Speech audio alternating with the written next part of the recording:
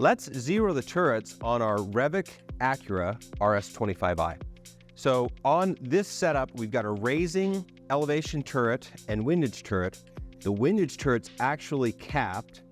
My preference on a windage turret is that you set it and forget it. And we hold for wind for all of our compensation, but this turret is nice and robust and indicates really nicely. So if you want to take the cap off and run it that way, it is waterproof. It works fine without it. Okay, so let's talk about setting your turrets. In the box, you'll find a couple wrenches, and to set the windage, we actually have a small set screw. And the way you're going to work this is shoot your target at 100 yards, adjust right or left. You've got indicators for right or left, bullet point of impact. So get it adjusted where you want it, and then we'll break loose the set screws.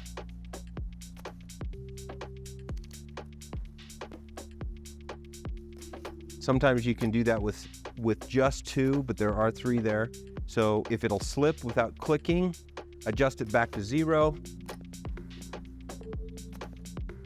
And I like to use the little skinny end so that I don't over torque. This doesn't take a lot of torque to set those screws. Once I've got that set, now my point of impact that's correct indicates 0 on the turret. And you're gonna get plus or minus 12 basically indicated on adjustment. Again, I like to do that with my reticle. Okay, so windage is set, now I'm gonna forget it. Now, one of the cool things that I like about this elevation turret, we've got a lot of function here. I don't have to use a wrench to set the 0.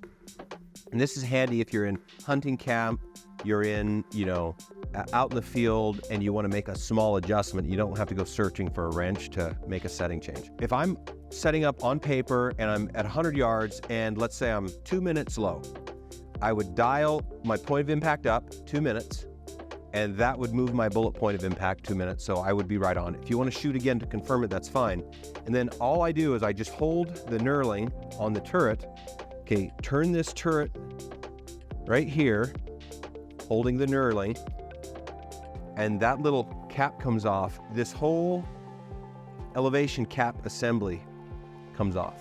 And if you look closely, there's a little spline here, and there's 100 clicks on this turret. So that means there's 100 splines. So there's an actual spline for each click. So I'm just gonna turn that back to 0.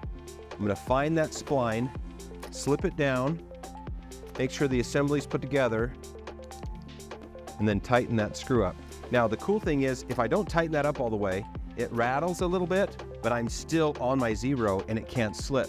I don't know how many guys have experienced this. I have before, where you tighten up your screw and everything's good, you're in the field, and then let's say you crank hard to the 0 stop and it slips.